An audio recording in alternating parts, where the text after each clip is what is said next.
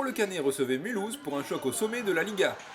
Les Canetanes, premières du classement, affrontaient leur dauphine dans un match en retard de la 16e journée, et ce sont les Alsaciennes qui démarrent le mieux la rencontre. Mulhouse prend les devants en s'adjugeant le premier set 25-20, mais le Vollero revient immédiatement au score. Privé de ses pointus Sheridan Atkinson, blessé, et Heidi Casanova non qualifiés pour cette rencontre, le club azuréen revient dans le match grâce notamment à une Karine Palgutova étincelante à ce poste.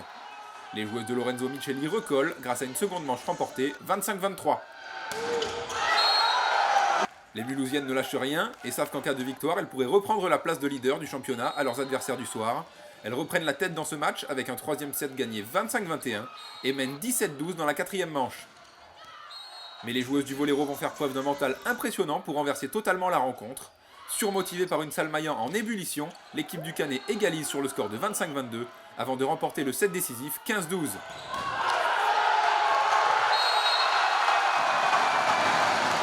Je pense qu'on était bien préparé par notre coach tactiquement parce et on a bien servi. C'était très important de bien servir. Quand on a bien servi, ils ont été loin de filer et c'était plus facile pour nous de le défendre.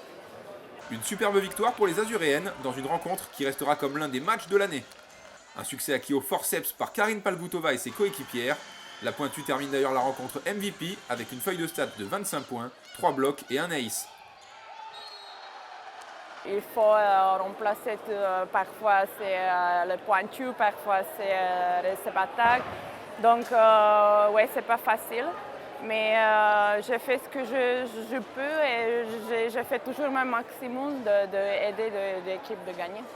Et pendant que Spikey défie la championne olympique et ministre Laura Flessel, le Vollero a encore un match de championnat à remporter pour finir la saison régulière à la première place du classement.